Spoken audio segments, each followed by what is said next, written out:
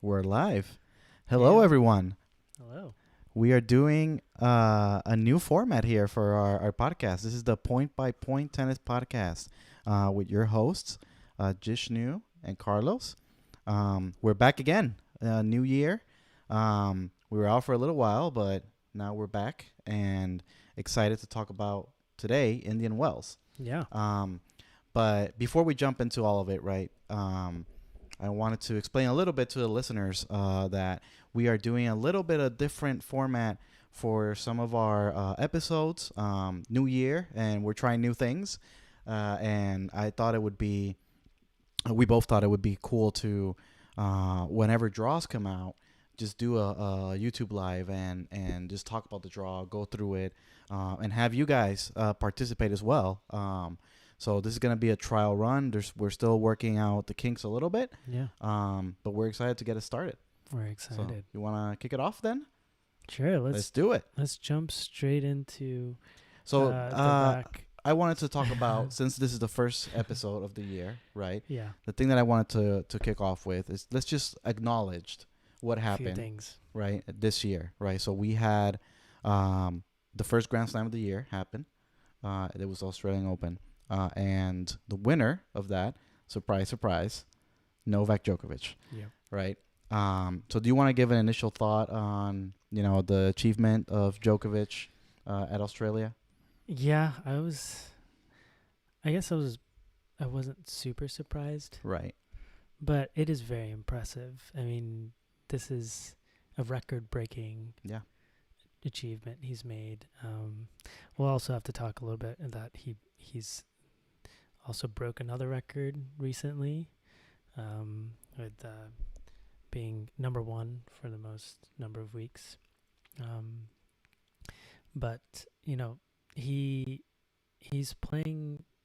If there's no one, I guess that court is his. Yeah. It's home for him. So and he played like it, and he I really wasn't surprised. Yeah, absolutely. No, I agree with you that not surprising at all. It was a little surprising in the sense of the things that he went through during the tournament. Like when the tournament started, obviously you see if Djokovic is in the Australian Open draw, and if he's there, he's the favorite, right? It's just that's how it is. But he was dealing with a lot of hamstring issues and a lot of he has also some, I don't know if it was mental or whatever it was, but he was very stressed on court a lot in that tournament. So I kept thinking somebody's going to pull the upset. The one that I actually thought might have the ability to do it was Rune, and he lost right before facing him. So I was a little bummed by that. He lost to Rublev in 5 really tight sets. Djokovic again with another Australian Open. What's crazy is that if Nadal didn't have his absurd Roland Garros run, we would be talking about this in incredible light, because he's won his 10th Australian Open. Like, he owns that place, and it's just impressive that, given all of his issues with, not being able to play in some tournaments last year, including the Australian Open, but some other tournaments, he just comes back and is able to just turn it on and win. And he was able to also win this tournament after actually winning Adelaide the week before, and actually a really good match with Sebastian Corda. So he won those 2 titles in a row. And started the year undefeated. So very impressive from Djokovic. On the women's side, we had Sabalenka win her first Grand Slam. And I was really surprised by that. I didn't expect her to. I got to say, though, she looked unbelievable in that tournament. She didn't drop a set in the entirety of the Australian Open swing until the final, when she dropped the set against Rybakina. But I was super impressed, and I think it's the thing that really impressed me with Sabalenka was we know the struggles that she was having with her serve last year, right? Yeah. I mean, there was one match that I remember we were recording and looking at her stats, and she had like 42 double faults or something like that between two matches or something. And the fact that she turned that around and her serve was actually a strength in this tournament, and she went through a lot of things like, you know, biomechanics coach, and you know, she worked on the the psychological part of her game as well, just to put it all together, and immediately it turned out into a Grand Slam. And we saw a little bit of it before the end of the year, right? She beat Iga at the tour finals, and she played that finals match with Caroline Garcia, which was very high quality, close too, and very actually. very close, very competitive. Yeah, very good match. Very similar to the final with Rybakina, who also played an Really incredible tournament. She took out Iga. She took out a bunch of champions all the way to the final. So I think it was overall an incredible showing for women's tennis, because I was a little afraid that Iga was just gonna take over and nobody else was gonna win, kind of like what Federer did when he started his dominance, something like that. But you know, Rybakina showed that Wimbledon was not a fluke, and she beat Iga, and she beat a bunch of other Grand Slam champions to get to that final. And I think she showed, I mean, that final was one of the highest quality matches on the women's side I've seen in years. Like in terms of just pure ball striking, winners to unforced error ratio, it was unbelievable. So it was great to see both of them do that and show that they're here to challenge Iga, which is good, because Iga was way too ahead of the curve compared to all the other women last year.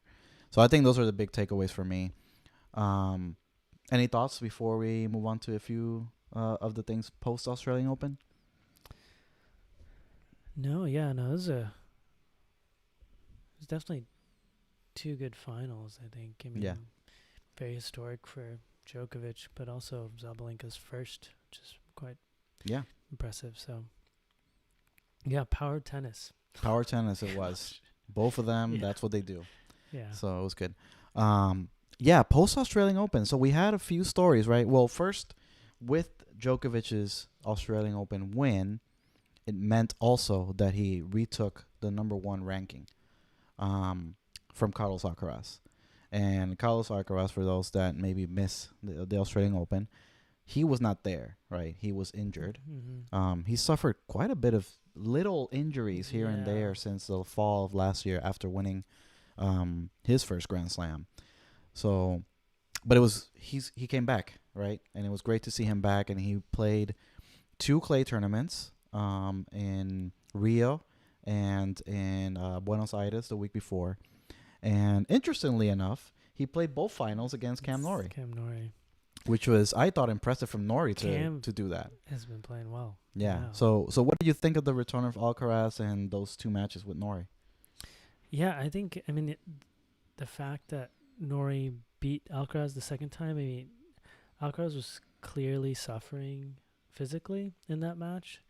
So I would say it's more of Cam Norrie's mental toughness, because it was kind of ridiculous. If people can go back and watch that one, it was Carlos and I were chatting while watching, and it was it's just a psychological warfare, I think, for both of them, because Alcaraz was blasting the ball, and then Norrie just somehow found a way. But Alcaraz's form was very high. I think he's clearly maintaining that high level. Even if he gets injured, he's be able to come back and play like that. So I'm not too worried about Alcaraz. Like, I think he's in great form.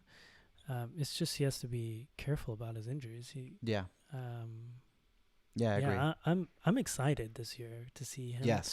Him, if he can stay healthy, it's gonna be a very competitive year, even with Djokovic and some of these other players around. So absolutely, no, I echo what you're saying with the excitement with Alcaraz, because man, last year he was the story of the men's tour in terms of the excitement, And And it all started here at Rio, really. It all right? started in Rio. Like he won Yeah. the Rio title last year. He was the runner up this year. He did win Buenos Aires this year. So he was able to at least win one tournament in that swing.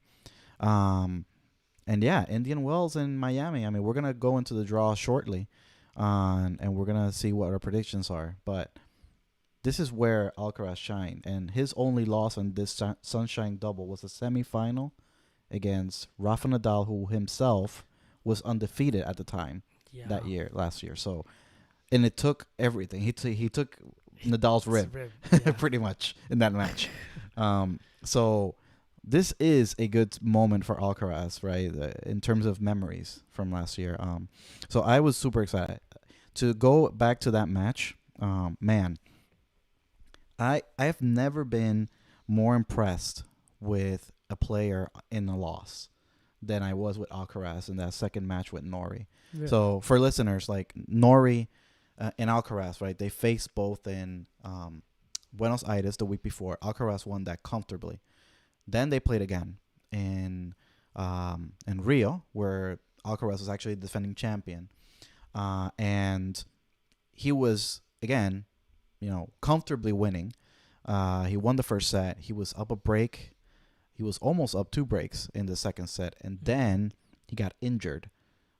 He got an injury on, what was it, the thigh? Yeah. It looked like it was like the thigh or the quad or something in the leg, upper leg. Even. And hamstring, something like that. I think it was the hamstring.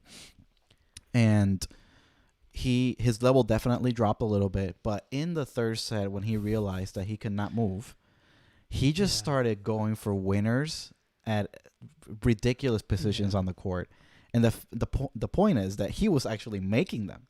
So he was just going for broke on every shot, and he had a pretty positive, like a lot. He had a good positive run for a little bit. Yeah, I mean, he almost won the match. Yeah, he almost won. Yeah, he had opportunities to break, to go ahead, and he made some crazy saves on break points. So unbelievable stuff. If you guys have not watched that Rio final, just that third set, just watch the things that Alcaraz was doing.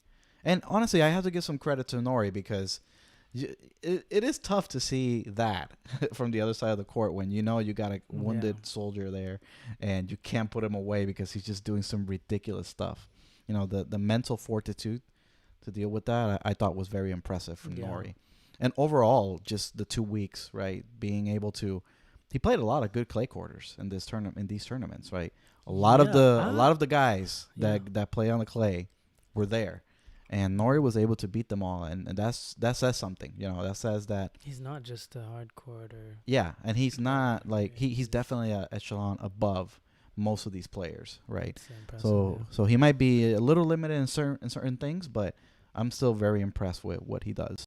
And I think before we jump into these draws, the other biggest story, or I guess 2 pair stories, is just talked about them sort of together in a way. So I sent you some screenshots of, I think it was a run of 5 or 6 matches that Iga lost. I think it was less games than the matches that she won, or very close, something like that. I think she lost 8 games in 6 matches, something like that, and she won. I can't remember now which tournament it was, but she won Doha, I think, and lost in Dubai in the final to Barbora Krejcikova. But before that loss, what she was doing, she was showing that she's still the best player in the world. When she's peak level, that's absurd, right? And on the flip side, right, on the men's side of things, we saw a similar level of dominance, maybe not on the score lines, but Daniil Medvedev has been playing really well. He won 3 tournaments in a row. And right when I was questioning, is Medvedev actually going to get back to the level that we saw from him? Because it's been a year, more than a year, since he's been relevant in the biggest events, right? Yeah. All of a sudden, he's just winning 3 tournaments in a row. So what are your thoughts with Iga and what she did and Daniil Medvedev? Yeah, those screenshots he sent me were just bagels and breadsticks. The bakery was on display. That was really fun to see. I couldn't believe it actually. I was looking at the scores and I was like, wow. And there were tough opponents. Yeah. I mean, She she beat a just bunch of like yeah, top 5, top 10 yeah, players on that route. It wasn't like she was playing these low level events and she was the only yeah. ranked player. She was beating the best players in the world. Yeah, I mean, we've seen this time and time again with Iga, so I'm happy to see her playing so well. So Yeah. yeah. She It's looks impressive. happy too. Yeah. Yeah.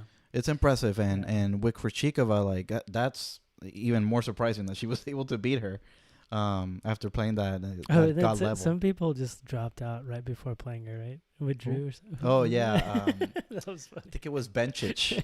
Just, So, I think I okay, sent to you okay, like, I get yeah, handle it. I don't want any of this with those scores. Yeah, no, that was Yeah. that was impressive from Iga, but even more impressive from Bencic, or not Bencic, Krejcikova, Krejcikova. that she was able to beat her, and she also beat Sabalenka en route to that title. Yeah. But good stuff from Iga and Medvedev. Sorry, I interrupted you there. What do you think of Medvedev's Oh, yeah. run? Well, I didn't think he was gonna get back this quickly. I mean, 3 tournaments is Not a lot like of this, tennis, right? Yeah, yeah, and the fact that he beat Djokovic in Yes. Dubai, I think that's the most significant. that is huge. I mean, Djokovic is so good on those hard courts Yeah. that, yeah, I don't know. I mean, I watched a little bit of that match, but I couldn't tell if if it was something that like did Medvedev change something in his game when he was playing Djokovic? It kind of seemed like the same, like long rallies, crazy court coverage by Medvedev, Yes. and somehow he gets past that match. But yeah, I don't know. I mean, the fact that he's won 3 weeks, or three tournaments, it's got to mean he might have changed something, you know. Yeah, I think overall, like not even with just the Djokovic match, but just in general in that run, Mm-hmm. he just seemed more willing to suffer out there. Like Okay. his game is very physical, like you said. Like Yeah. he's retrieving like crazy. That's what he does, right? Yeah. He's always outlasting you.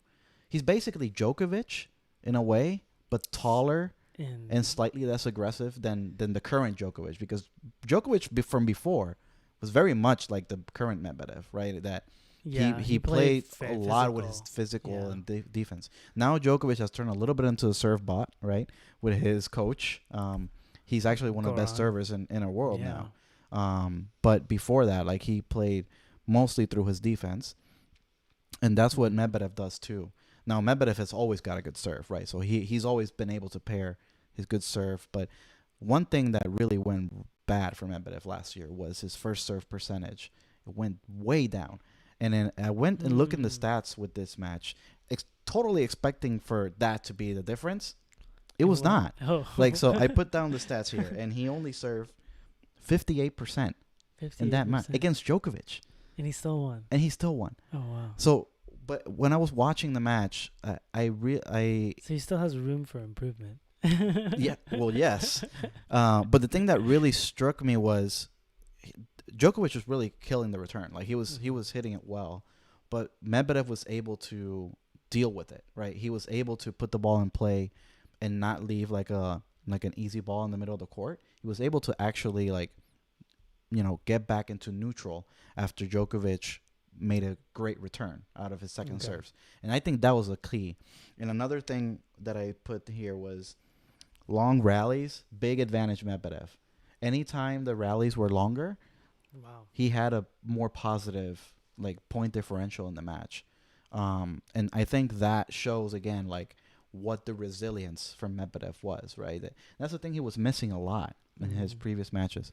So I think he got that back in this tournament, in this swing, in this 3-run, and it really showed in that match with Djokovic, and I think it made it real for me, because sometimes you can win these tournaments, but you don't really play the most important players, And that's and that's not necessarily what happened with him, because he did play some good players. I mean, he played that final with Jannik Sinner, Yeah. so But overall, I thought that that match with Djokovic really cemented what he was doing in those 3 weeks. Um, so I think that Medvedev is back, and I think Iga is still Iga. Yeah. So I think with that we can, unless you wanted to add something. I guess some notable mentions. Sinner's back too a little Yes, I was trying to think when Yeah. I should mention. bit. Sinner. Yes, because Yeah. I agree. His form, he looks like he bulked up too in the Yeah. off season, which is very good for him. Very important. I'm Yeah. happy that I think he'll be less injury prone, right? Yes. And then he's obviously going to hit bigger, which he already has a big game. Yes. So Absolutely. yeah, I'm looking forward to those Alcaraz Sinner battles, Yeah. or even Djokovic, Maybe even in Yeah. Indian Wells. possibly. Let's So look at the maybe draw. we should segue into the draw and see Let's do it. what it looks like. All right. So we're gonna actually pop it up Whoa, here. We're gonna Oh, miniaturize ourselves here. nice. Oh, it's We have the draw hidden behind us. okay. Maybe I should move it this way. Whoa, we just teleported. All right. Nice. Okay, Indian Wells men's draw. Let's start it off. Yeah. So here in the draw, one of the notable things, right? No big three. Nobody from the big three is there, and that's, I can't remember the last time that this was. Well, maybe it was recent. We've had a few tournaments where they haven't been there, but it feels big, right? That Nadal, Djokovic, obviously Mhm. Federer's retired, but Djokovic obviously cannot make it because of the travel restrictions, and his vaccination status. And Nadal, well, we haven't talked about Nadal at all on this podcast, and that's not a good sign because he was very bad at the Australian Open in terms of the injury that he had, and he's been bad just in general before that, even not Mhm. injured. So I'm not gonna turn this podcast into a But sob fest. We do have a bit of Um, an update. I mean, he is cleared to start his recovery, Yeah. like to start training again, or slowly start getting Yeah, yeah, back yeah. into it. I think so. That's encouraging Yes. as a Nadal fan. Yeah. I'm Carlos, you not know- super encouraged, just because he struggled a lot with injuries last year, and every time he came back, it was not good. Right. Mm. He just kept losing, and he was just not himself. He still had one of the best years. Well, He's- the beginning of the year, yeah, but he was like 1-6 in the end of the year or something like that, true. and he kept true. getting injured, and so it was not. He lost all 3 of his matches or he lost 2 of the 3 matches. What do you think he's gonna do this time? He's gonna burn another nerve, or what is he gonna do? He's gonna have to burn a hip or something, but he needs to ask Murray Oh my gosh, where to get a metal hip, because that's the thing that's bothering That's him like now. a whole year thing, I think. Yeah. So yeah, I'm not too optimistic right now, but it is the clay that's coming up, after Indian Wells in Miami, Yeah. and if he's healthy for that, there's always good feelings. Like he says, this gives me good feelings, right? When he goes on the clay. He's gonna So. sweep the clay court. That'd be amazing, though. We'll see. I think maybe what happens is It that might. like last year he didn't do well on the clay court, but then he got into Roland Garros, and Zverev was like, he comes here and he's like 15% better player than he already was. So I think that could happen, but it seems like there's a long way to go. Oh, to get like there. 50% better than everyone else. Or he hits the ball like bigger, right? Yeah. That's what he says. Yeah. Just the confidence that he has. I Yeah. mean, he's won the thing like 14 times, so you can imagine he's confident there. But yeah, right now, not very confident in his prospects. But let's jump into the players that are here. Let's do it. And top seed, with Djokovic out, is Carlos Alcaraz. He is in the same bracket in the same side of the bracket, I guess, as the number 4 seed, Taylor Fritz. How impressive is that? Taylor Fritz is the Let's go number down 4 there. seed. Let's see. Oh boy, I didn't expect that. Yeah, right. I mean, I think it kind of makes sense to me. I mean, he qualified for the ATP finals last year. He played well there. Mm-hmm. I think he made the semifinals, if I remember correctly. And he won a few tournaments at the back of the year. He is actually, let's just say it, he is the defending champion in Indian That Wells, is true. right? And this is his home tournament. So He has that the whole crowd going. he has for the him, whole yeah. crowd, and it is not a fluke that he won last year, because the year before that he was a semifinalist at Indian Wells. So he plays well yeah, there. He's pretty good at this stuff. Yeah. I think the surface really suits his game really well, because Taylor Fritz has never been known for his movement that much, but this is a Mhm. slow bouncing hard court. It gives him a little time to get to load up on his shots, and I think it really benefits him. But yeah, that's interesting. He's in there with Alcaraz in the top half. I think And they're then- really lucky that Djokovic is not here. Who? Djokovic. Fritz? Djokovic Fritz is lucky, yeah. or Oh, yeah. everybody's lucky? Everyone is Everyone's lucky. lucky. I mean, Well, he is one of the most that's won this tournament. So he and Federer have the record tied for 5 Indian Well titles. oh boy, maybe it'll stay. It'll stay for a little while then. Yeah. So We're still next year. they're still next year. On the bottom side, we have Stefanos Tsitsipas as the Tsitsipas. second seed. And the third seed is Casper Ruud. But really, that side of the bracket feels like it belongs to Medvedev. Right. yeah. He is the quarter. He's in the same quarter as Ruud. Right. And Ruud has not been good at all this year. So I think the way that I see this draw to me is, we have the Tsitsipas side and the Medvedev side on the Mhm. bottom half. Top half, we have Fritz side and Alcaraz's side. Interesting matchups there. I think overall for Medvedev, it seems like it's a pretty good draw. He could have landed in the same side as Carlos Alcaraz or Tsitsipas, but instead he is in the same side as Casper Ruud. I think that's a break for him. Yeah. I'm wondering how tired Medvedev is going to be after winning 3 titles like this. I mean, he at least has a few days right now Mm-hmm. between this one, but he's gonna be jet lagged. I don't know how these players do it, but I mean, he has a bye, so I guess he won't play until Thursday Yeah, probably. Thursday or Friday. Who knows if maybe? even Friday? Yeah, because this tournament is So weird. Maybe he that does it have starts, some time. Yeah, Maybe he has some time, but he will play. I mean, Brandon Nakashima or Isner are. that's a pretty bad second Yeah, round. it's a tough one. but- Particularly John Isner, who plays well at this tournament. Yeah, And he could just hit you out of the court, if he's it serves. with his serves. So that is a pretty tough opening draw, but I agree with you. I think he'll have time I think he'll have time to recover. But yeah, remember last year when Felix won 3 titles in a row, leading up to the Masters 1000, then- and then burned out. So who knows? Maybe this is the thing with Medvedev. And it was tricky because That's okay though. I mean, you'd take 3 titles any Yeah. day. So yeah, over the Masters. I don't think Medvedev has done that well at this tournament historically either. Even in Miami either. I feel like it would suit him well though. Yeah, I don't know. It's interesting.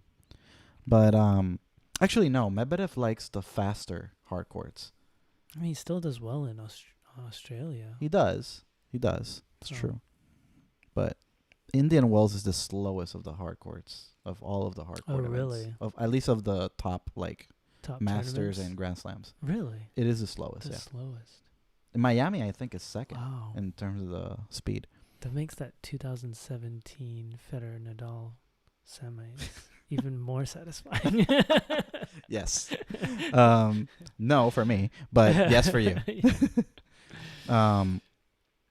Yeah, it is interesting that Federer has won this more times He's than won it a Nadal. lot. Yeah. Well, it's still hard court. It might be slow hard court, but it's not clay. So I guess there's still a difference there.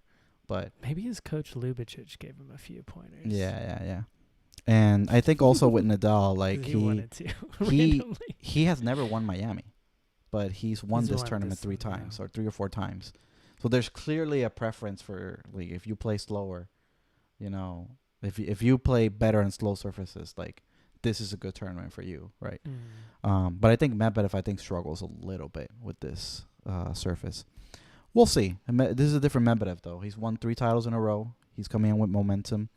I think Alcaraz is also coming with momentum. Hopefully, he's not injured, and I mean that Yeah. might play a big role on what happens. But one thing I do want to say to our listeners, so Mhm. we are going to be also talking about our predictions. Oh, yeah. We made some picks in the TNNS app. You can find us there. And we actually created a league for this. So once we drop the new episode, and by the way, we have this live, but we're gonna actually also take the audio and put it in our podcast feed. Yep.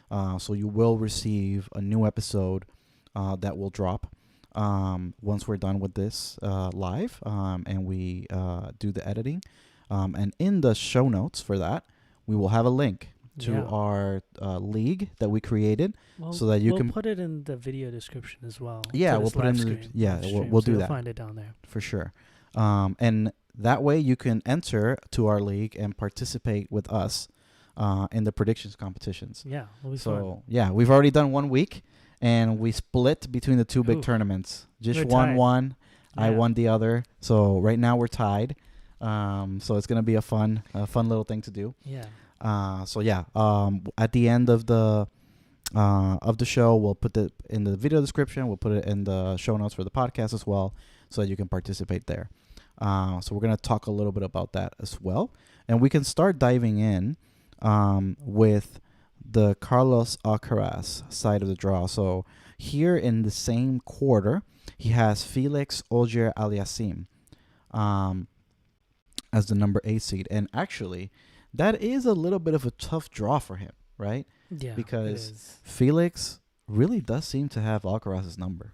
He's beaten him, I think, every time they've played. And 2 of those times was last year, when Alcaraz had his best year of his career. So interesting there. I mean, Felix has not been playing very well at all this year, right? Mhm. And it might be the case that he doesn't even reach that match.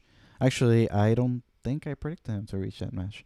But if he is able to find his form, and he does face Alcaraz, In these quarters? which would be in the quarters. Yeah, Yeah. they're in the same quarter. They're the 2 top seeds in the quarter.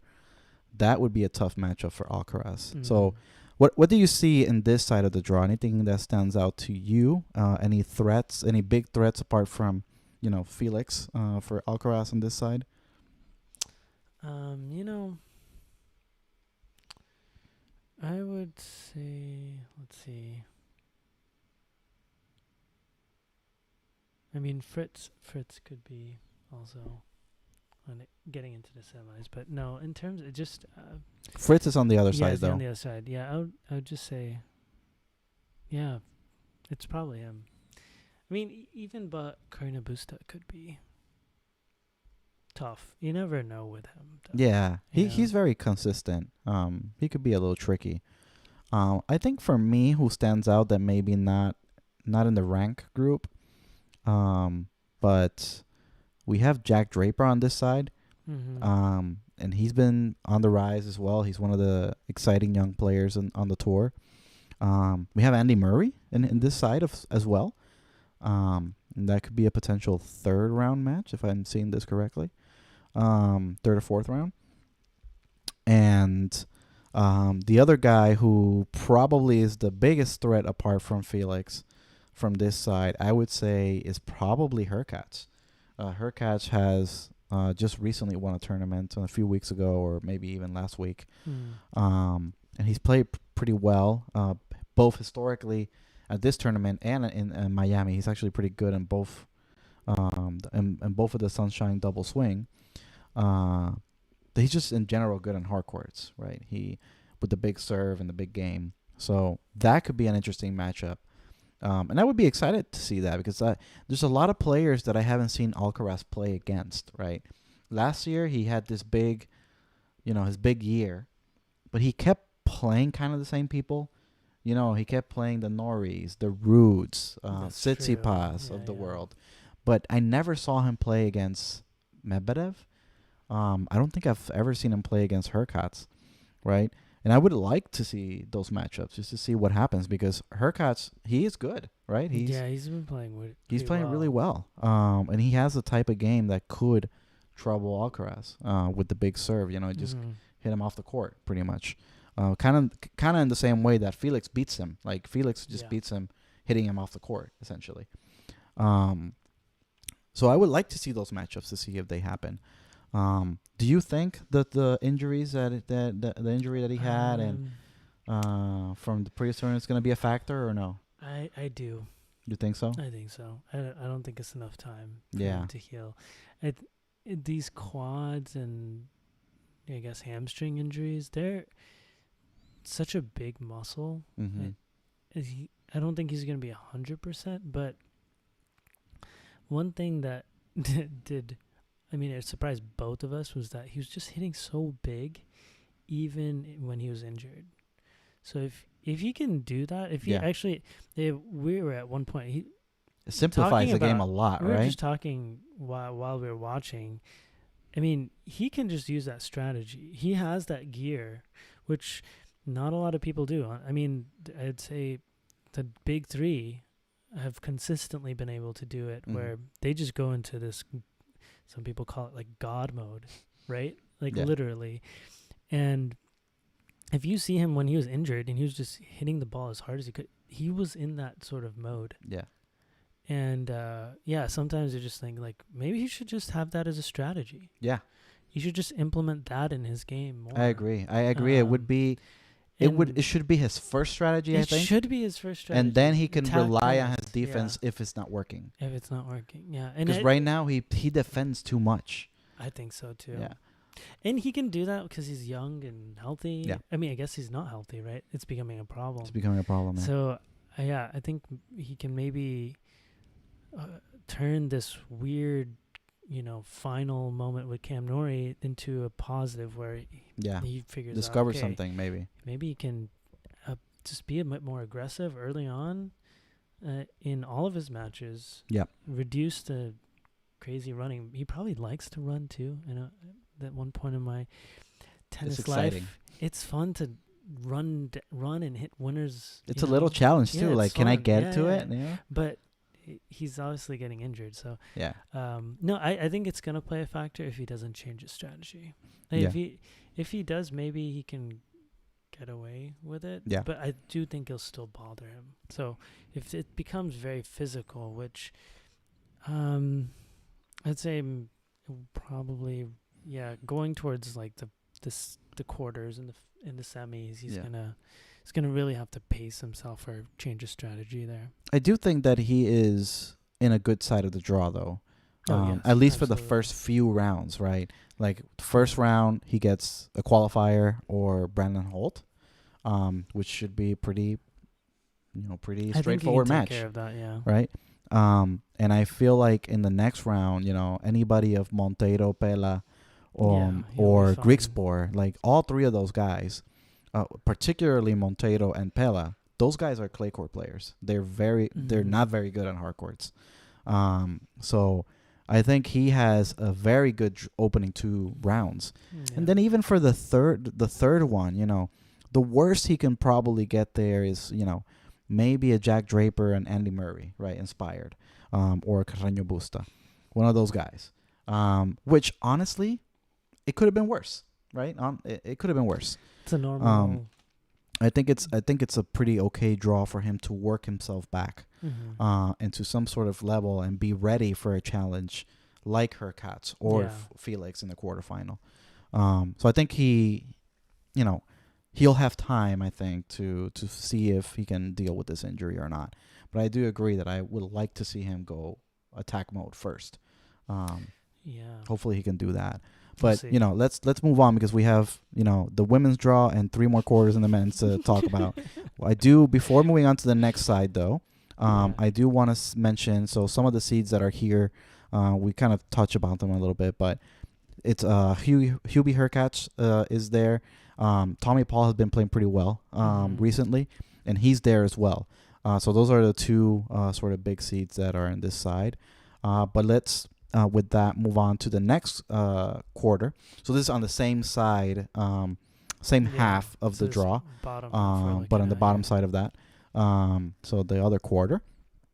And we have the number 4 seed and defending champion, Taylor Fritz, on this side. And his potential quarterfinal opponent would be Holger Rune. So that is a pretty interesting potential matchup. But we do have in this side also Yannick Sinner. And I think Yeah. that is going to be pretty interesting. This is the side of the young guys, right? Of the young exciting guys. Even if well, De Minaur's Musetti, someone- Musetti, I don't know. Musetti is such a weird case, right? Let's Because see he what looks does. amazing when he's on, Yeah. and then he looks like a train wreck when things are going wrong. And he's generally better on the clay, right? As well, he did show some signs of progress on the indoor hard courts at the end of the year. But really on this side, the big exciting players for me are, Fritz, Sinner, Rune, and then we have a unseeded one that is super exciting in Ben Shelton. Ben Shelton is on this side, and he could be a potential second round opponent for Fritz, which is kind of a bad draw, honestly, for him. Ben Shelton, for those, if you don't know who Ben Shelton is, he came on tour last year, and was it his first match that he played? And he just absolutely destroyed Casper Ruud. And at the time, I thought, well, Casper sucks. What's going on with him? He's actually turned out to be good. He made the quarterfinal of the Australian Open this year. Dude, remember we saw him in the U.S. Open just chilling on the side. Yeah, he was just chilling on the side. Nobody knew who this guy was. Yeah. And he's, I got to say, listeners, if you don't know who this guy is, go on YouTube and see this guy because he is Florida, exciting. Right? I don't know where he came from in college. I know he was the best player in college. Yeah, he's at the University of Florida, and then he decided to just go pro because that's a sign. When you beat Casper Ruud, I think it's a good sign. Well, he just kept winning everywhere. Like he's good. He was playing really good at the challenger level events. Player, and like I said, he just made the Australian Open this year in the quarterfinals this year. It's exciting. That is an amazing result, and he's a big guy. I have to admit, but that draw was pretty nice for him. It was a pretty nice draw. It's a pretty nice. But still, I mean, he's very young, right? Yes. He has no business beating any of those guys. It doesn't matter, right? No, he's proven himself, and just we have to point out that draw. It was a pretty ridiculous draw. It is true. People just kept dropping like flies on that side. But I'm very excited about him. So this side, I think this is the quarter of the young stars. I would say, right? And I really don't know. Like this side is very tough to predict because Rune last year looked like he was gonna be the best young player. In the end of the year, some more contenders.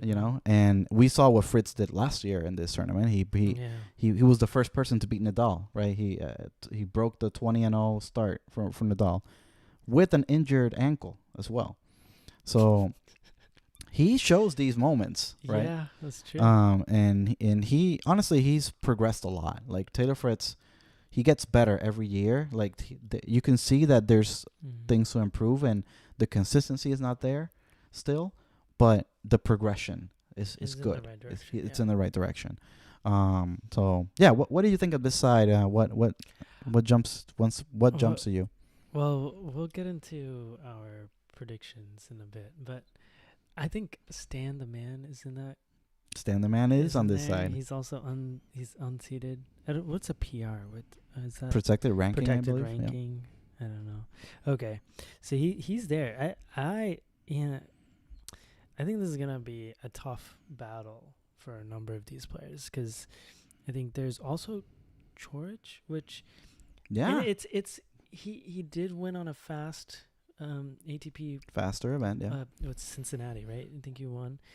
That's a fast court, but I mean he's shown that he's a good hard court player, so it'll be interesting. There's a number of people, like you said, Ben Shelton, Taylor Fritz. I'd say Coric is there. De Minaur is hot right now. He just won a tournament. He just won a big tournament for him. Yeah, right? Was it in Acapulco that he won? Yeah. And then we have Sinner. Sinner's been playing really good. And I'm going to say Stan the Man is gonna make some noise, I think. One person you We'll did not see. mention on this side, which just makes me sad, is Dominic Thiem. I know, sadly, He has gotten worse. he has Like, a wild card to this event. Yeah, let's see how honestly, he he's does. playing. If he He's can- playing Manarino in the first round. It's tricky. I don't think he's gonna beat Manarino. Honestly, it's Yeah. it's just sad. I really like Dominic Thiem, and Yeah. I love his personality. I love how explosive his game is. He's kind of like, it's like a Stan, like a different version of Stan. Yeah. But it's just like so sad to see him not being able to figure this out. You know, I don't know. Yeah. Who knows? Maybe this is the tournament that he breaks out of his funk, but I don't see it. But yeah, maybe Yeah, let's I think focus he on the needs other some players. Confidence. I think it's just Yeah. he's gonna get some wins. No, I mean, let's see. I mean, JJ Wolf's there too. He can also make some noise. He can Yeah, definitely, so- especially with the crowd. You know, with Yeah. the crowd backing him. So yeah, there's Um, a number of good players here too. Yeah, this is a pretty I good. mean, Fognini side. sometimes can make some noise too. So. Fognini is really bad He's right not now, though. Oh, okay. I doubt that. I don't think. I mean, if Shelton loses to Fognini, you can take everything away from what I said about Shelton, because Fognini is not very good right now. Okay. But yeah, this side of the draw probably the most competitive and most exciting in terms of young talent. But because even Kecmanovic, like last year, he probably played the best match in the Indian Wells tournament with Alcaraz. So that could be somebody who also does well in this side. So, but yeah, Mackenzie McDonald's there too. Mackenzie Granted- McDonald is there, and he's playing potentially Stan the Man in the second round. If he can get through Krajinovic. So, yeah, that side looks pretty good. And we'll come back to our predictions to see who we pick. But let's go to the bottom half. And let's start with the top quarter. We have, as we mentioned, the highest seed here was Casper Ruud, but really this is the Medvedev side of the draw, right? Yeah. And apart from those two seeds, we have an interesting number next to this guy, Alexander Zverev, number 12. I think that's a pretty bad draw for whoever, has to deal with him. And it is Medvedev who has to deal with him early, right? He has to face him potentially in the round of 16.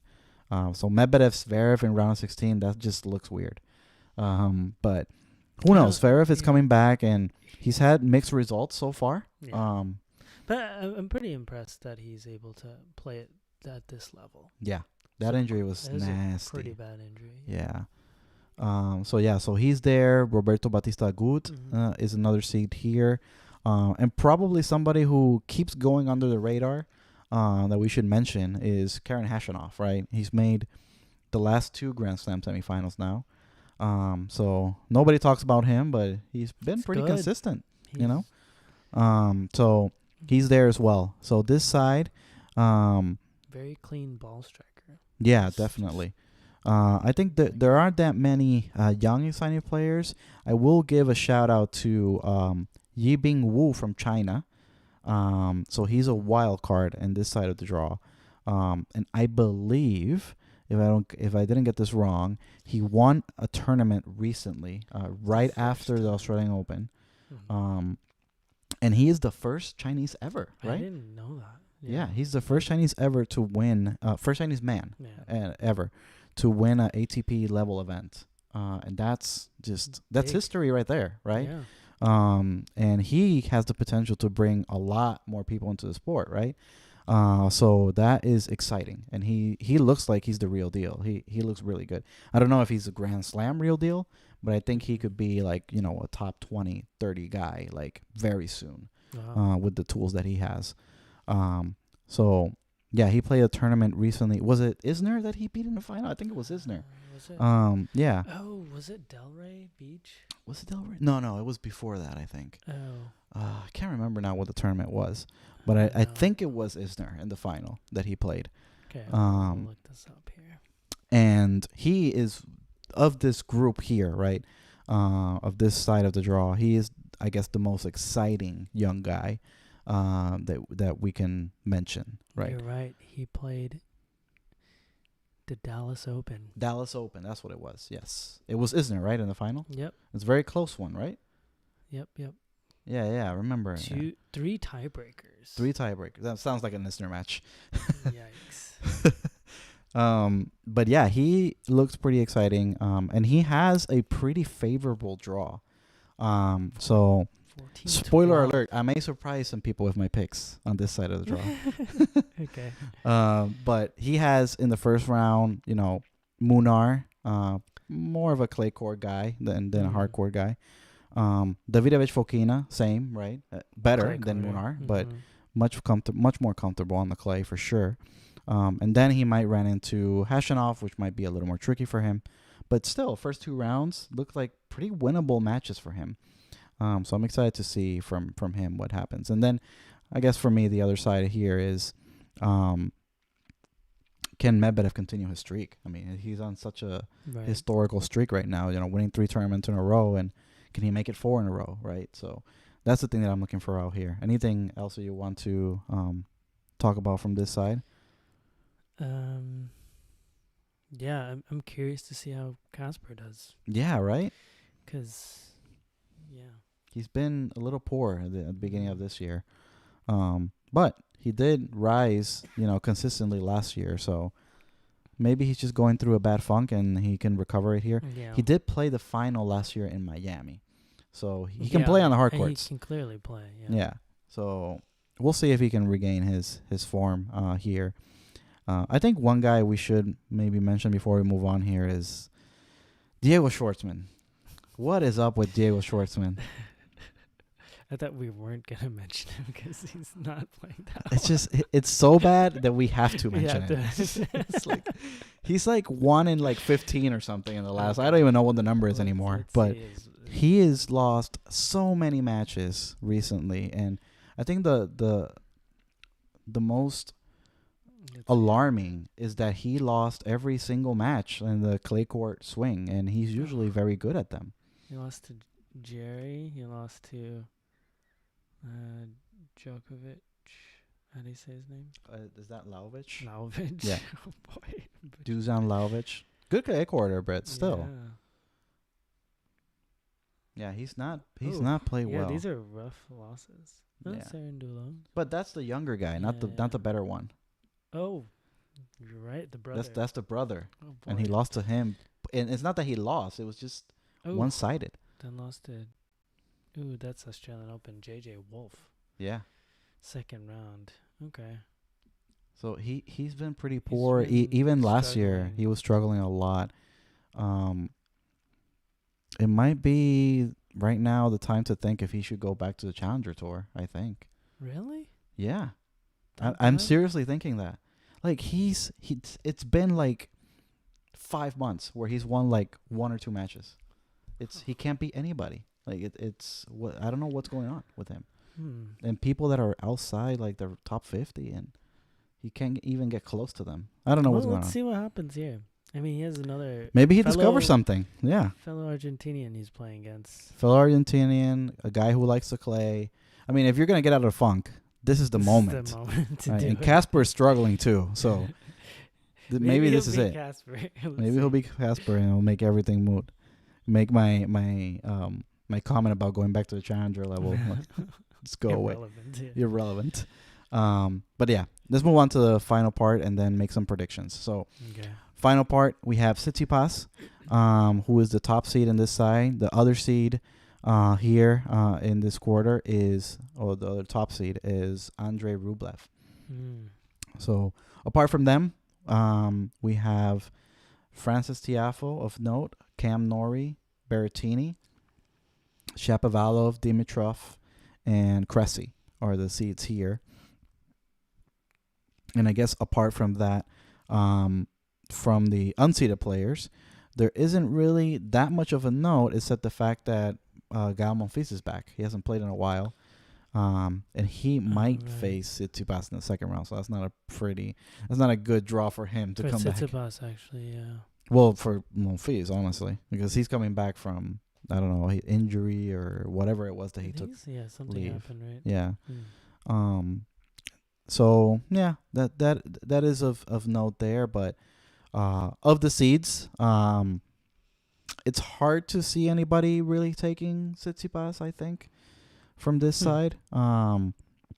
Maybe Francis. He is in good Tiafoe? form, right? So He is in really good form, and he Yeah. made the Australian Open final. It was a while ago, though. Yeah, a few months ago, but yeah, I think he is probably the strongest favorite in this side, and Rublev has been playing well. You know, he made the final in the last tournament in what was it, Dubai, against Medvedev, and lost straight sets there. But he's been playing well. He always plays, you know, pretty consistent to his rank. But honestly, I don't see him beating Tsitsipas. And the other guys, they've been up and down. You know, the only guy that I trust here, Cam. apart from him, is Cam Norrie. Yeah. And I do think that he'll probably make it to whatever his seed dictates he should make. So, Yeah. but yeah, with that, how about we go into some predictions to wrap up this Let's side? do it. So let's just jump to the quarterfinals and see what our quarterfinalists are. Whoa. Um, Diving right in. just dive right in, and I can start if you want. Go for it. So from the men's side here, wrapping it up, on the top half, I have Carlos Alcaraz making the quarterfinal. How does he do that? I do have him beating in the round of 16 Jack Draper. I have joining him there Hubie Hurkacz beating Felix. So I have Carlos Alcaraz against Hubie Hurkacz. I have in the bottom quarter there of the top half, I have Taylor Fritz, and I have Yannick Sinner making it there. So wow, wait, so Hubie beats Felix? yes, Okay. Felix has not been playing well recently. Okay. And and last year, actually, remember when we were predicting Felix to do a lot of things during this That's same true, that's Sunshine true. Double, and I was Maybe like, it's the opposite. well, we'll see. He didn't do anything in either tournament. So, Okay. I got Hubie. I trust him more at this point Trust him. in these two tournaments. So I got him there, and I got Sinner beating Holger Rune in the round 16 to face Taylor Fritz. Then on the bottom side, I have Daniil Medvedev making the quarterfinal there, and facing him, a bit of surprise, I have the guy who I was talking about, Jibing Wu, Oh my in the gosh. quarterfinal. In the quarters. In the quarterfinals. I thought he had a pretty decent draw, you know. I was like, he's on Casper's side. I think he can power his way through that. So I have him facing Medvedev, and the bottom side, I do have Cam Norrie coming out of that, and facing Tsitsipas. Semifinals, I got Alcaraz, I got Sinner, rematch of that epic U.S. Open semifinal. Nice. The bottom side, I have Medvedev and Tsitsipas. I guess boring there. I just went with the best players on that side. And for the final, actually might surprise you a little bit here. I have Tsitsipas beating Medvedev, and I'm just predicting that he's going to be tired. I just think Medvedev is going to be gassed at that point, I think so. and I think Tsitsipas will be able to beat him. Man. Wow. And I have him facing in the final Yannick Sinner. So I have Sinner beating Alcaraz in the semis. That's a big one. A little You bit think- because of the you- injury and all that. Sure. Right. But Sinner himself is coming back from a little bit of an injury concern. Maybe not injury, more fatigue in the last tournament. That's why he took a little break. But I do love what I saw from him. Mhm. And as you mentioned before we started talking about the draws, he looked really good. And the thing that really made me think that this is real is the fact that he was able to get over the hump against Tsitsipas in that tournament. I think it was in Montpellier, if I'm right. I think you're right. Or yeah. Rotterdam, one of those. And he made the final against Medvedev there. Medvedev, yeah. That was in Rotterdam. Rotterdam. Yeah. And he made the final there, and he won the first set, and he looked amazing. And then ran out of gas a little bit physically, Right. but he I was beat excited for Tsitsipas in that match, tournament, yeah. and he played really well in that first set against Medvedev. And he had won a tournament the week before as well. So I have high hopes for Sinner. I think he's going to be the real deal. I think he'll win. His His first Masters he 1000. is the real deal. Yeah. I think he's going to be a real deal. Wait, so you have him winning the whole thing? I have him winning the whole thing. Wow. Okay. Your turn. This is interesting because, okay, well, our path to the final is very different. Yeah? So what's your quarterfinal lineup? My quarterfinal, I have Andy Murray Ooh. grinding through. Wait, beating Alcaraz? Yeah. Well, I think Alcaraz is injured. Okay. Yeah. I think he's going to be hampered. And, of course, Andy Murray is just a tank with his metal hip. True. So he's going to Facing battle Felix? through. Facing Felix? He has facing Felix. I think Felix is he's gonna look at all these other young guys and be like, I'm back into it. I don't know. We'll see. And then I have Taylor Fritz. Taylor Fritz. We both have Taylor playing Fritz. Sinner, which is gonna be a Okay. We have the same. blockbuster. We have the same one Prime there. time. I think that's going to be a match. great match if it happens. Yeah, honestly, I think it's Yeah. gonna be a great one. And then on the bottom half, I have Roberto Bautista Agut playing Casper Ruud, which What? actually, now that I know that he's not in great form, it's Okay. probably a bad idea. We'll see. Maybe he discovers his form now. Because with the previous round, I have him beating Hashanov, but maybe I should maybe change that because You can. Hashanov probably playing better. Then in the bottom half is just Berrettini and Dimitrov, which Interesting. we'll see. What I can see happens Berrettini there. making it there. Yeah. I cannot see Dimitrov making it there, but we'll see. Maybe I he'll think surprise maybe me. he'll beat Tsitsipas. Maybe see. he will. I I mean, Tsitsipas lost to Daniel El Galan last year at the U.S. Open, so anything is possible. yeah, he's hyped up. Yeah. I agree. And then in the semis we have, or at least I have, Felix playing Sinner and Roberto Bautista Agut playing Dimitrov. You went high on RBA, huh? Yeah. And Dimitrov.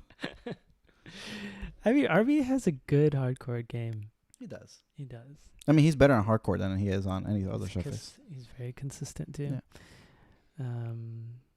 Yeah. And then I have Sinner and Roberto Bautista Agut in the final. Sinner and Roberto Bautista Agut. Yes. Wow. And Sinner winning it. Wow, we both have Sinner winning Yeah. it. So Yeah. we got to the same Yeah. same Winning it, place, yeah. Same. very different route, Yes, very but different. same place. So we'll see what happens in the predictions competition. So listeners, we are going to have that link in the In a video description. Yeah. and also on the show notes on the pod. Please do join so that we can compete against each other. It'll be fun. We can Um, actually see like our rankings and stuff. Yeah. right? Yeah. Those, Fun I'm stuff. not winning right now, but maybe I will. Well, what matters Okay. really is what matters really is like the per tournament, because Right. the total, like I'm right You now have ranked more 1 because you I have did more brackets, right? I wonder if But it could per change. bracket it's better. Can we look at just one bracket at a time, or is it? There is a way. Down the Yeah. bottom you can see like Yeah. I think it says records or champions. Yeah, the Okay. champions part that tells you who won that Which bracket. bracket? Okay. Yeah. That would be fun to follow. Yeah. So there we go. We both have Yannick Sinner winning this tournament. I'm actually surprised that we both got there. Okay, so it's getting late. Let's jump into the women's draw. Let's do We'll be it. a little faster on this one. So let me just pull it up here. All right. Number 1 seed. Who is the number 1 Swiatek. seed? I wonder. Yes, it I is just Iga Swiatek. learned that Iga is a Taylor Swift fan. Oh, really? Yeah, according to social media. Interesting. I think the WTA did a little bit on it, quizzed her on her Taylor Swift Knowledge. and she just, it was so funny. One in the comment section was just like how she plays the game or something, because she got every question right, and it was too easy for her that she walked off. Wow. I mean, as in like, Well, that's she's exactly like- what she was doing she's to her like, opponents in the she's last like, few next weeks. time, give me harder questions. Wow. I'll send it to you. It's Okay, quite, Iga. quite funny. The fame's getting But to her she- head a little bit. No, but she knew all the answers. It was Yeah. very easy questions. Yeah. That's what it was, yeah. It was funny. Iga's so funny. So yeah, so let's jump into Iga's side of the draw, okay? So let's do it. So we have number 1 seed, as we said, Iga Swiatek. The other seed on her side, it looks like here is Caroline Garcia on the same quarter. That is a potential great quarterfinal if that happens. My goodness. Caroline Garcia against Swiatek. So that's I do like that. Let's summarize the 4 quarters real quick. So we have top half, top quarter, like we said, Iga against Garcia Mhm. potentially in the quarterfinal. We could have on the bottom quarter of the top half, Ons Jabeur and Kasatkina. And then on the other half, the top seeds here are Jessica Pegula and Maria Sakkari. And on the bottom side of the bottom half, we have Sabalenka as the number 2 seed, who could potentially face Coco Gauff in the quarterfinals. This is the number 6 seed. So, top half, top quarter, Iga Swiatek. What else stands out here apart from Caroline Garcia? I think for me, we have here the most interesting names, I would say, maybe Andreescu and Fernandez. Hmm. In terms of players that I enjoy watching, and I'm hoping that can find their form again. I mean, they've both been a little bit inconsistent recently, and Andreescu especially has been not very good. And she's really close to she plays Iga in the 3rd round, so that's not a great draw for her. Yeah. But anybody else or anything else that you want to mention on this side? No, I mean, I think this is gonna be Iga's place, and then Garcia's just. Yeah, I agree. I think Yeah. I think here the most interesting. Maybe Layla will make some noise. I don't know. Yeah, maybe she can find her rhythm. He hasn't been playing great recently. She hasn't. But it'll be interesting. I think Samsonova is dangerous. She's always dangerous. She Mhm. plays a big game and error prone, but when it's good, it's good. Madison Keys also is literally the same type of player. So those two could potentially just knock anybody off the court Yeah. on a given day. But I think really, really the standouts here are Swiatek and Caroline Garcia. And Garcia has been actually playing really well, since last year, especially the second half, and carried it over into this year. She did. She's played maybe not to the level that maybe she wants, because she did lose to Magda Lanette at the Australian Open. Granted in the quarterfinal, I think it was. So it was It was in the second week. So she didn't lose early, which is sometimes a problem with her in slams and when she's had these good runs in the past. So she's been consistent, and she's played a few finals after that as well. She won. I think she lost one to Alicia Parks, and then she won, or she won it. She won a tournament recently. Garcia. And then she lost recently to Donna Vekic in the final last week, I think it was.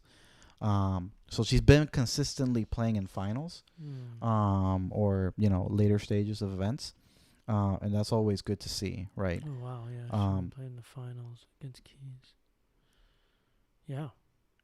Yeah, so she's been playing pretty Quarterfinals. good, and I think that she and Iga, they've had a pretty good rivalry. And last year she beat Iga at her home tournament. That was big. Iga got her back at the tour finals. So I would be very excited to see that match from that side. On the bottom there, on the top half, top seeds, like I mentioned, are Ons Jabeur, Kasatkina.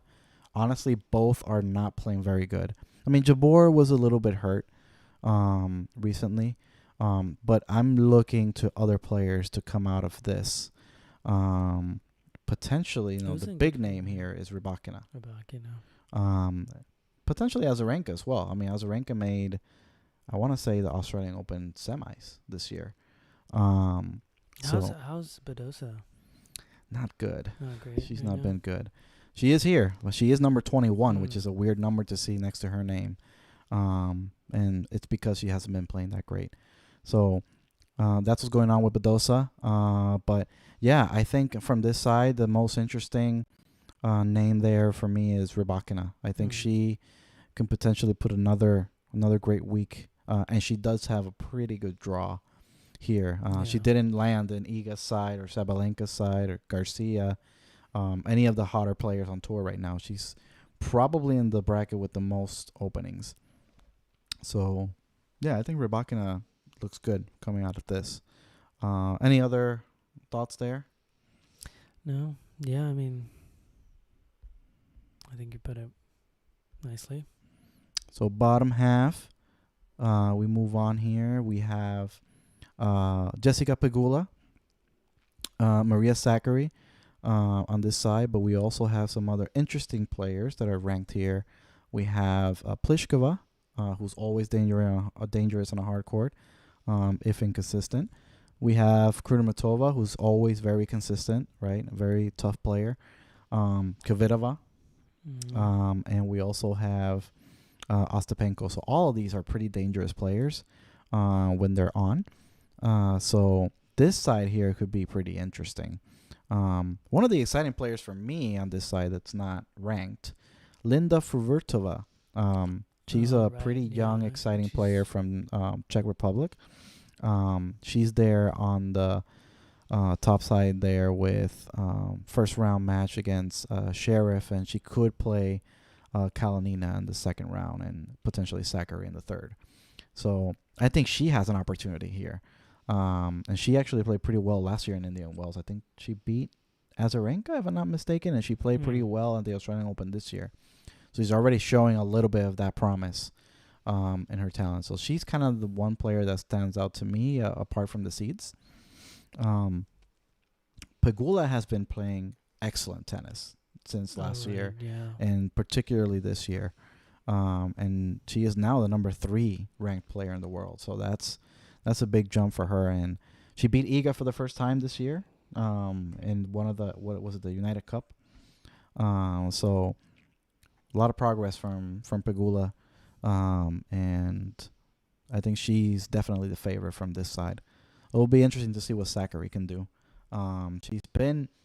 She's been very good, but she always seems to not be able to win the big match, and that's the thing with Sakkari. Like, you always feel like it's there for her, but she just can't close. She can't. Yeah. Wait, so when did Pegula beat Iga? I think it was in the beginning in January. Okay. In the United Cup. That's the new event. Remember that last year it was the ATP Cup. It was the men's only.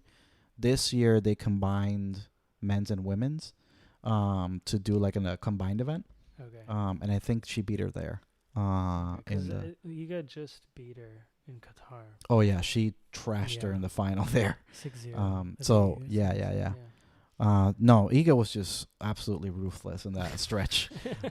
But it is of note that she was able to beat Iga once this year. Yeah. Because she never had been able to, to be even competitive with her. So I think she is progressing a lot, Jessica Pegula. Definitely a step back though in that match against Iga. But to be fair, Iga was doing that to everyone. But yeah, I think that's she is the favorite from this side to me. On the bottom, we have Sabalenka and Coco Gauff as the top seeds, but we have some interesting players. Bencic has been also having a tremendous year. She started the year winning a title in the in the warm-up events in Australia. And she's been consistently playing in the later stages of tournaments this year. So I think she is one to watch. Anisimova on the other side, it was somebody who I liked a lot from last year, but she's been struggling a lot recently, so not sure. But there are some good players here. I mean, Donna Vekic just won against Caroline Garcia in the tournament. I can't remember where it was, but it was last week, and she beat her in the final. Very good player in Caroline Garcia to beat in the final. Wow. And then she's in the same side as Sabalenka, there for a potential third round match, and she has a pretty lopsided head-to-head against Sabalenka, actually. Really? Yeah. They did face in the Australian Open, and Sabalenka was able to beat her though. But before But at the time, it was I think it was 5-1 or something like that for Vekic, which is an What? odd head-to-head. Um, Interesting. but so that is one to watch because Vekic, she recently started partnering with. So her coach is who's her coach?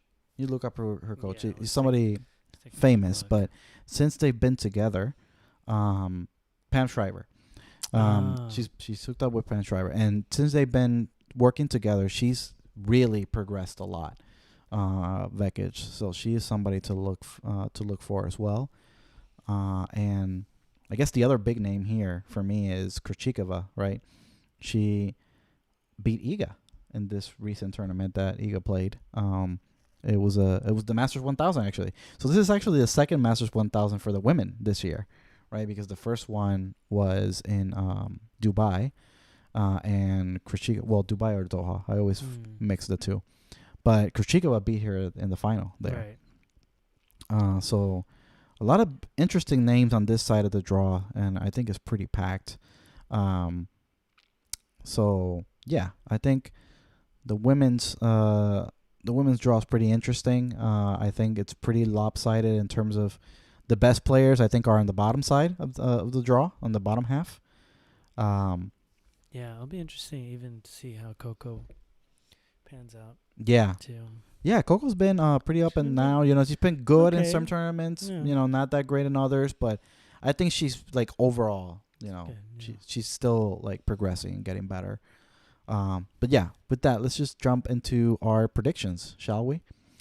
Yeah. Do you have yours available there? I can start. I can look for mine I now. have mine too. Quarterfinals. Let's just jump into the quarterfinals, and I can start. Go for it. So, top half, top quarter, no surprises there. I have Iga and I have Garcia. I think they are by far the best players in that side of the draw. And I would be incredibly surprised if they don't make it there. So that's what I have there. For the second quarter there in the top half, I sort of hinted already to it, but I think Elena Rybakina is going to make it there against Azarenka. And then on the bottom side, I do have some surprises. Azarenka. Interesting. Yeah, I mean, she's playing good. She made the semifinals at the Australian Open. And the other players on that side are not of note, I don't think. So I think this is a good opportunity for Azarenka to make a deep run. Bottom half, I do have one surprise pick here. I have Alicia Parks getting into the quarterfinal. It's a hunch. I think she being backed by the American crowd, I think she's going to be inspired. And I think on the side that she is, top seed there is Zachary. I think there's a lot of players there that are winnable for Alicia Parks, and I don't trust Zachary. And Parks has a big game. So, really? Yeah. I mean, she holds a lot. Like her serve and forehand are her weapons. She doesn't break a lot though.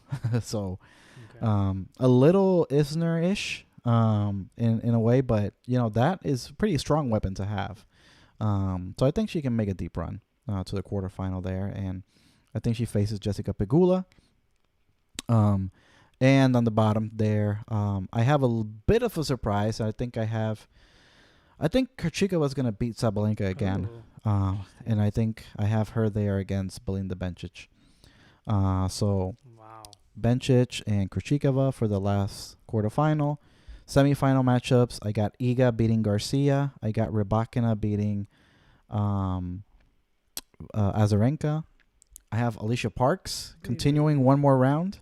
Wait, Iga plays Garcia in the quarters. Yeah, that's what I said. I have. Oh, okay. Yeah, I'm doing semifinals now. Oh, yeah. So I have Iga beating Garcia in the quarters. Okay. Yeah. And playing Rybakina. And then I have Alicia Parks making the semifinals as well against Krejcikova. And I have a rematch between Iga and Krejcikova in another Masters 1000 final. And this time I got revenge. I got Iga winning it. So that is my pick. She won last year. I Nice. got her winner again. Get a winner again. Okay. Very nice. Mine will be interesting. Quarterfinal, I have Iga Garcia as well. Caroline Garcia. The next one, I put Marie Botskova. Buskova, not a bad Buskova? pick. Not a bad Yeah. pick. She's been playing well. And then against Sloane Stevens, which is not probably. Maybe the crowd will We'll see. inspire her. And then I have Maria Sakkari Okay. playing Kvitova. Okay. And then Coco Golf and Krejcikova. Nice. So in the semis, I have Garcia beating Iga. Ooh. Okay. I know, right? I can and see it. then Sloane Stevens somehow goes through. And then I have Petra Kvitova beating Maria Sakkari. And Coco Golf losing, so Krejcikova gets to the semis. And in the finals, so the semis, Caroline Garcia gets through past Sloane Stevens, and Kvitova gets through. I see a pattern here. And Kvitova wins the whole thing. I see you pick your favorite players to make the final. Well, I mean, those are good she picks, could have though. a hot streak. She can, actually. She can. We've seen her play. Yeah. So, Garcia's a good pick, too. I mean, yeah. I just want to see that matchup too. yeah. It would True. be good. It'll Could be good. A good matchup. Yeah. Cool. Well, Alright. those are our picks. Let's see who's going to win the predictions competition. Yeah, I might lose this one. No, this was fun. I'm glad to get back together with you, Jish, to talk another episode of tennis. Always fun to go through these draws and see who's in form, who's not, how bad our predictions are going to be, so that we can laugh about it later. I do want to end with one more thing before we close out. So another thing that I want to start incorporating in the show is adding little historical nuggets or trivias, things like that, into the show. So I am going to start today as a trial run. I'll prepare next time. We'll do because this is Indian Wells. We'll do an Indian Wells related trivia. Okay. And yes, you are the one who gets in the spotlight. Sorry about that. This So will be embarrassing. I mentioned already earlier, right, that Djokovic and Federer have both won Indian Wells 5 times, right? So they have the record. Now, Federer has won Indian Wells 5 times against 5 different opponents, right? Oh, really? 5 different opponents. Wow. All every time has been somebody in the different. finals? In the finals, yes. This is just the finals. My question to you is, can you name at least 3? 3? 3 of them. Oh my I'll gosh. give you 3 only. This is gonna be tough because I can't. Well, first of all, do you remember any of these finals? I don't know. I just remember that. No, I don't remember any of the Be finals. careful what you're gonna say there. You're gonna bring a Nadal thing. Yeah. I just remember the time he beat Nadal in the semis. It wasn't in the final. Doesn't count. Well, who was in that final then? Oh gosh, 2017. I'm just gonna start guessing. So let's see. No idea. Huh? I put you on the spot. Yeah, I don't know. I mean, this is Roger Federer. You gotta know these things at the tip of your tongue. I'm You gonna know. say randomly Delpo is one of them. No. Oh, okay. Let me give you. I'm gonna give you 5 Oh gosh. five chances. So People that's are one. gonna be like, oh, what kind of Federer fan is this? You're gonna start looking everything related to Federer after this show. Well, I'm gonna know all of them after this for sure. I'm gonna look it up. Let's see. To be fair, when I looked this up, I only remembered one of them, Really? and it was the 2017. That was the only one I remembered. It's recent enough. I'm gonna go really, like back in the day, maybe Hewitt, Yes. because there's always Hewitt in Federer finals, and That Federer is a would good always guess. win them. So you got one. Okay. You got 2 to go. Was- 4 okay. chances left. Was that the one where they had that crazy rally and then they finished? I actually don't Yeah. remember that match. Okay. No, I don't either. Okay, I'm tied with you. So, let's see. I would say back in the day is a good way to go. Yeah, I think so. Okay, I'll give you a hint. I'm gonna go Back in the day, there's 3 matches, and then there's Okay. the other 2 are more recent. more recent. Yeah. Okay. So you know the 2017. I'll give you the years actually. Oh, okay, So- that would be very helpful. Yeah, I'll give you the years. So 2000. So you got 2005, correct? That was Okay. Hewitt. 2004, 2006. So he won the title 3 years in a row. Then he won again in 2012, and then 17, of course, where he beat Nadal on the way to the final, but not in the final.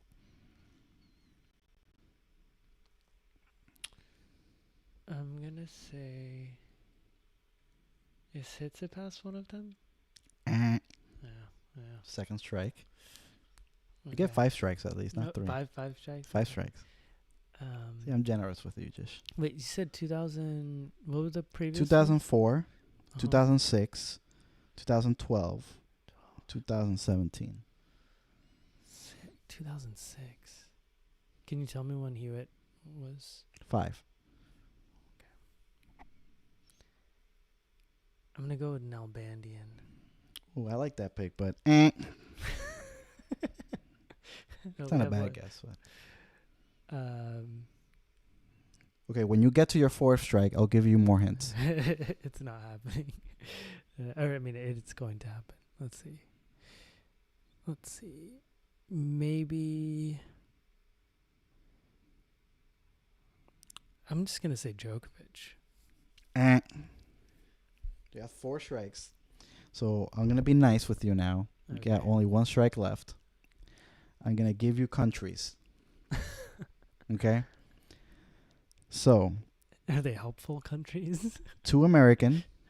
Oh my gosh, 2 Americans. Don't say names yet. 2 American. 1 British.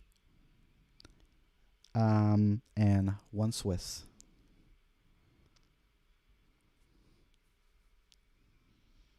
Okay, Wawrinka. 2017. That was Wawrinka. It was an all Swiss final. Yeah. That's right. They were like, yeah, they were comebacks. Mm-hmm. Wow, I can't believe I missed that. Is that the one you got? That's the only one I knew. Yeah, that's Yeah. the one you got, right? Huh. So 2 let's say it again. Americans. 2 Americans. The 2 Americans were 2006, 2012. And the British, this might help. Oh, yeah. This was 2004. 2004.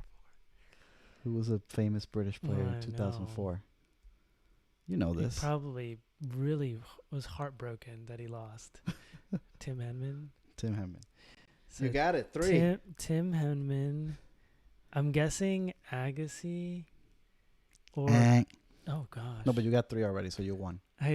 You won. You're just making up rules here. Okay, I won. You won. With I gave you some lots of hints. assistance. It's okay. It's okay. I'll put Okay. It was the first. This is our first game, I'm trying so to figure out the other Americans here. Because it's 2012, I guess. 12 and 6. 6. I'll give you one more hint. They are not the The most typical- famous Americans that you would think of. They're not unknown, but they're not the the Andy most Roddick? famous. Well, he's one of the most famous ones. So no. Oh, Marty Fish. Good guess, but No. no. Gosh, I really have no clue. Okay, wait. One more try. 2012. Who was big back? Okay, I'll give you another clue. One of them, 2012, is still active. Wow. Isner? Isner.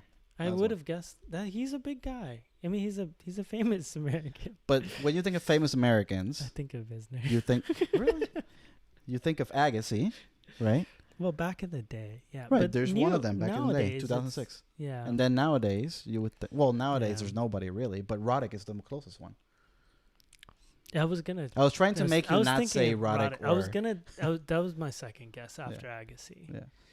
But so I can't figure out the last one. Maybe with this hint. Okay. He lost to this player at the Olympics. Are you talking about Federer? Yes, Federer.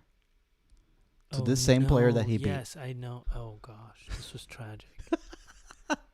And now I Bringing can't remember bringing his terrible name. memories to Yes, this. This was tragic. James Blake. James Blake. That was number 5. Oh gosh. So What- Tim Henman 2004, Leighton Hewitt 2005, James Blake 2006. Then in 12 was Isner, and then in 17 was Wawrinka. He used to play here in Harvard. Who? James Blake? Blake. Yeah. Oh yeah. Yeah. Oh, He was I didn't on know the that. men's team. Yeah. Ah. So yeah, that's your trivia. First trivia of the point That by was a point. good one. That was fun. Yeah, I'm yeah. sure the we listeners should do more of this, are right? like, who? What? Where's this guy? Does he Who's even- Blake? Does he even play? No. Who's Henman? No. Who, like who? Who's this host that doesn't know his own favorite players' I know. matches? Yeah. Well, to be fair, I put you on the spot, so maybe next time. Yeah, I'm gonna have to get you. So You're gonna next have to get time me. we're gonna get you quiz. So maybe Miami quiz. Ooh. Miami quiz. You can be in charge of Miami quizzes. Yeah, this will be fun. Cool. Cool. Well, I think That's this is a everyone. good way to wrap up our first episode of the year. Yeah. So, listeners, thank you for bearing with us in this new format. But we're really excited to try new things this year, including this type of, live format for the draws. We're probably going to keep it this way for draws, Mhm. and then we'll do our regular podcast for results. So our next episode will probably be at the end of Indian Wells, where we do a recap of who won and what were the interesting storylines there. And then after that, we'll do another YouTube live for the Miami draw. Yeah. But until then, thanks again for joining us, and have a good rest of your night. Yeah. Take care. Talk to you later. See ya.